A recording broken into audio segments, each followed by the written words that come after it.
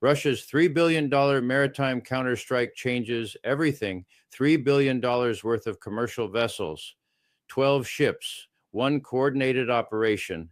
I'm Ray McGovern, 27 years analyzing global power dynamics for the CIA. I briefed presidents on the most sensitive intelligence operations. I've watched empires clash over trade routes and strategic choke points. But what Russia just pulled off in the Arctic, Baltic, and Black Seas isn't just retaliation.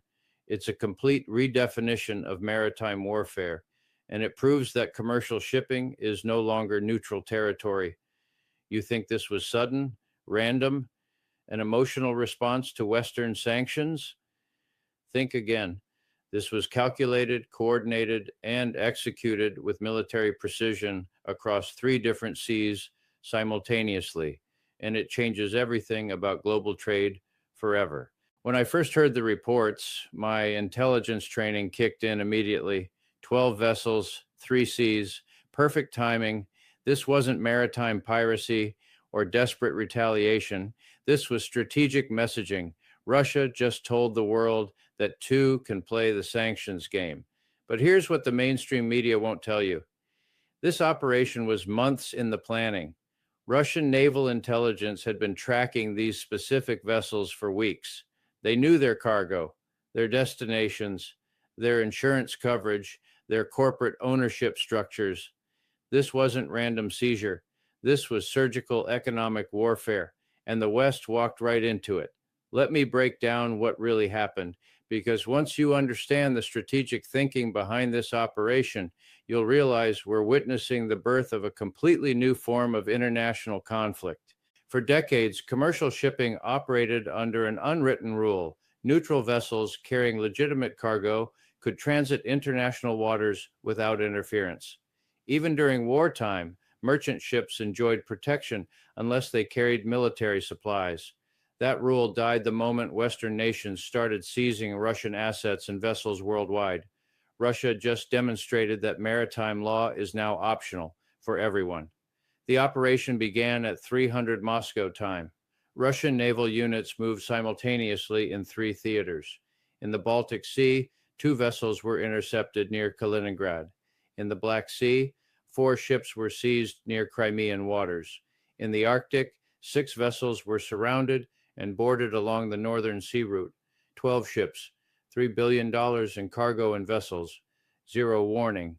But here's the genius of the timing. Russia waited until these vessels were carrying maximum value cargo, oil tankers fully loaded, container ships packed with European imports, LNG carriers heading to Western markets. They didn't just seize ships, they seized leverage. Each vessel represents millions in insurance claims, delayed deliveries worth hundreds of millions more, contract disputes that will tie up courts for years, and insurance premiums that will skyrocket across the entire maritime industry. This single operation just made global shipping exponentially more expensive and risky. But the economic impact is just the beginning. The strategic implications are what should terrify Western policymakers, because this wasn't just about money. This was Russia demonstrating complete control over three critical maritime regions that Western naval forces can't effectively contest. The Arctic seizures happened along the Northern Sea route, which Russia considers its territorial waters. Western nations dispute this claim, but they can't enforce their position militarily. Russian nuclear icebreakers and Arctic naval bases make that route effectively Russian-controlled territory. The Black Sea seizures occurred near Crimea, which Russia has fortified into an unsinkable aircraft carrier. Western vessels entering those waters are completely at Russian mercy. NATO knows this, which is why they didn't respond militarily. The Baltic seizures were the most provocative, happening near NATO territory, but Russia chose its location carefully, just outside the range where NATO could intervene without triggering Article 5. This was surgical, calculated, and completely legal under the new rules Russia is writing in real time. But here's what makes this operation truly brilliant. Russia used Western legal precedents to justify every action. When the West seized Russian oligarch yachts, they established that vessel ownership creates liability. Russia applied the same logic to Western-owned ships.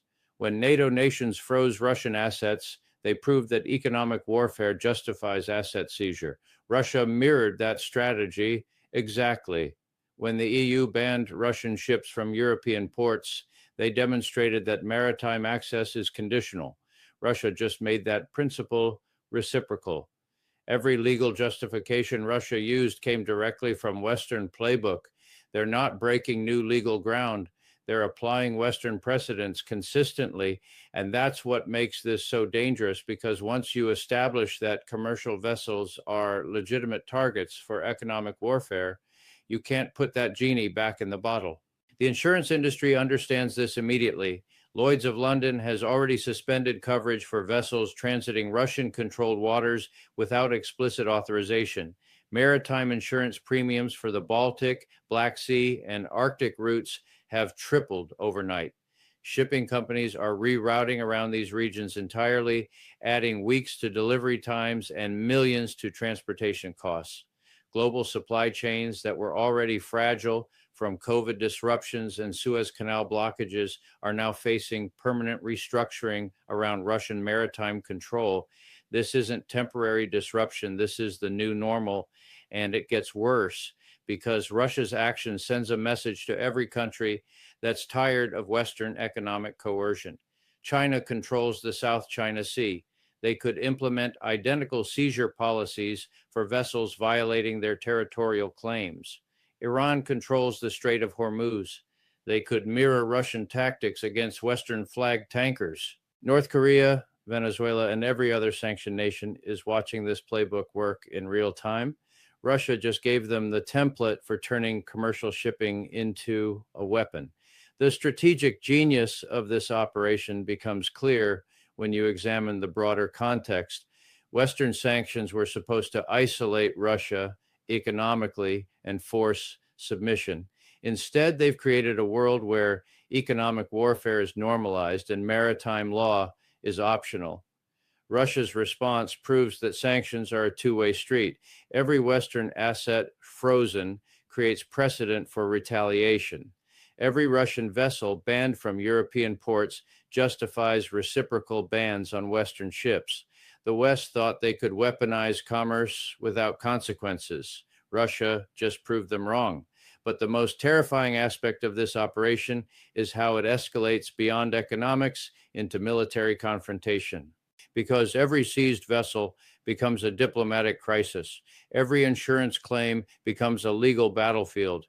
Every rerouted ship becomes evidence of Russian maritime control.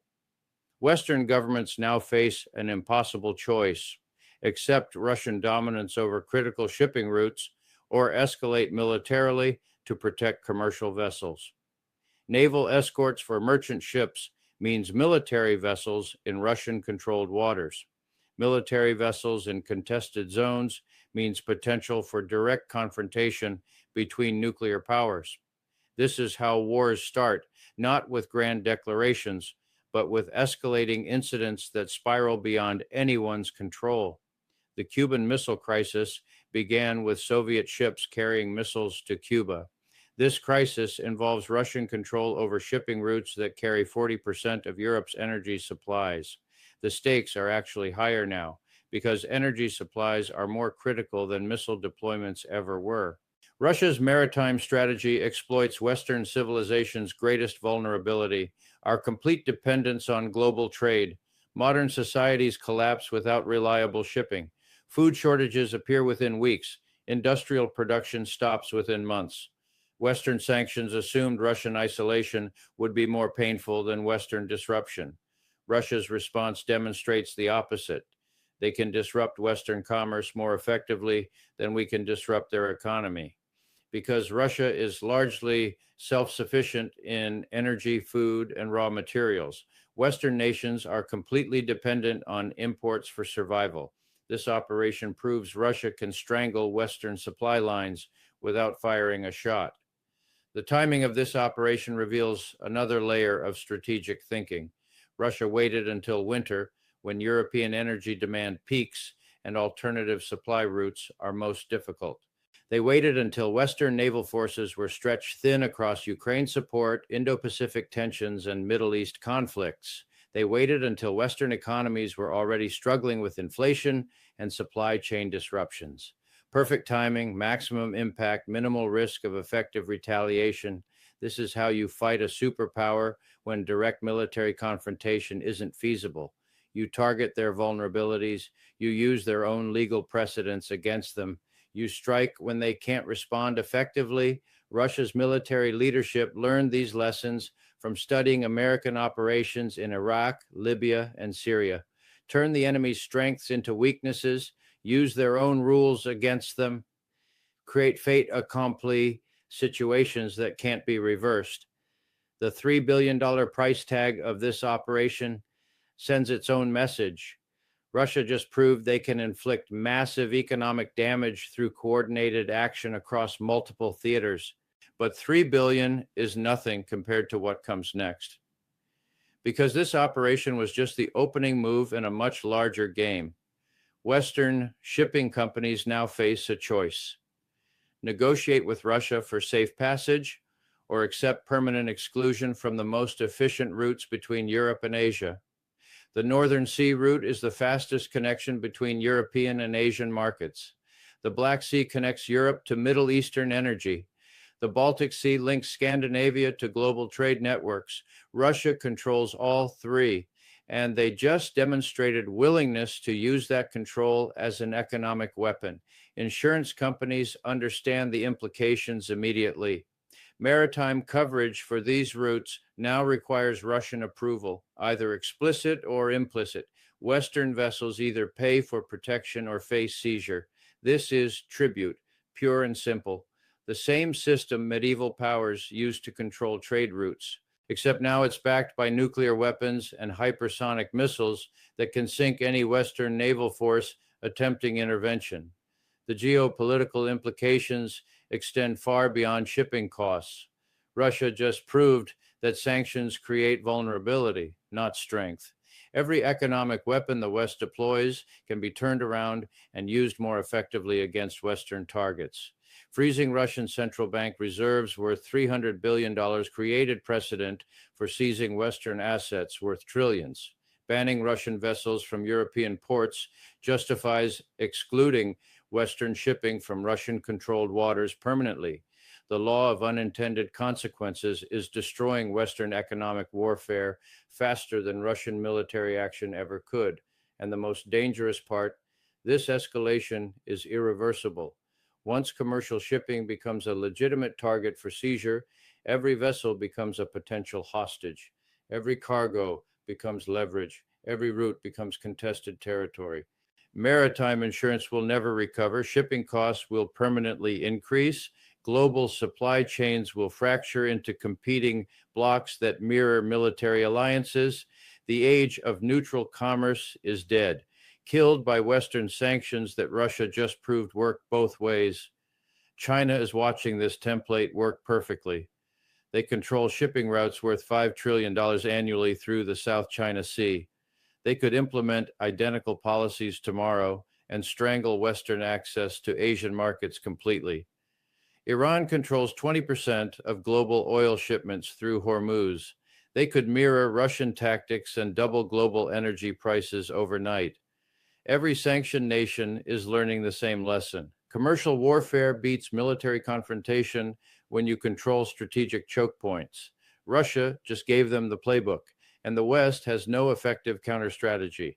Because military protection for commercial vessels requires naval escorts that create military confrontation with nuclear powers. Economic retaliation requires Western control over strategic resources that we don't possess. Diplomatic resolution requires acknowledging that sanctions warfare failed and Russian maritime control succeeded. None of these options are politically acceptable to Western leaders who spent 2 years claiming sanctions would bring Russia to its knees. So we're trapped in an escalation spiral where every response makes the situation worse. Russia's next move is predictable. expand the seizure program to include vessels from any nation supporting Ukrainian military aid. That includes ships from Poland, UK, Germany, and potentially the United States. Each seizure creates diplomatic crisis. Each crisis demands military response. Each military response risks nuclear escalation. This is the logical endpoint of sanctions warfare: mutual economic destruction that spirals into military confrontation. The intelligence community saw this coming. I have contacts who warned about maritime vulnerability 2 years ago when sanctions began. They were ignored by policymakers who believed Russian retaliation would be limited and ineffective. They were wrong, catastrophically wrong. Russia's maritime strategy doesn't just threaten Western shipping, it threatens the entire Western alliance structure, because European nations depend on maritime trade for survival, while the United States can afford to be more isolated. When Russian actions start starving European industries of raw materials and energy, alliance unity will crumble faster than anyone expects. Germany's chemical industry depends on imports that now face seizure risk. UK food supplies rely on shipping routes Russia can block. French nuclear plants need uranium that transits Russian-controlled waters. European leaders will face a choice: maintain alliance with the United States that makes their economies hostage to Russian maritime power, or negotiate separate arrangements that guarantee their survival. Alliance fracturing is exactly what Russia wants, and sanctions warfare just handed them the perfect tool to achieve it. The irony is devastating. Western sanctions were designed to isolate Russia and preserve Western unity. Instead, they're isolating Western nations from critical resources and dividing the alliance over how to respond to Russian retaliation. Russia is achieving strategic objectives through maritime control that they never could have accomplished through military invasion. They're winning the sanctions war by refusing to play defense. Instead of absorbing Western economic attacks, they're launching counterattacks that exploit Western vulnerabilities more effectively than Western sanctions exploit Russian weaknesses. This is asymmetric warfare at its most sophisticated. Russia doesn't need to match Western naval power ship for ship. They just need to control strategic choke points and use Western legal precedents to justify their actions. $3 billion in seized vessels just changed the rules of international commerce permanently. Commercial shipping is now a legitimate target for economic warfare. Maritime routes are now weapons that can be controlled and used for strategic advantage. The age of neutral trade is over, killed by the very sanctions that were supposed to preserve Western economic dominance. And Russia just fired the first shot in a commercial war that will reshape global power structures faster than military conflict ever could. The question isn't whether this escalates further, that's guaranteed.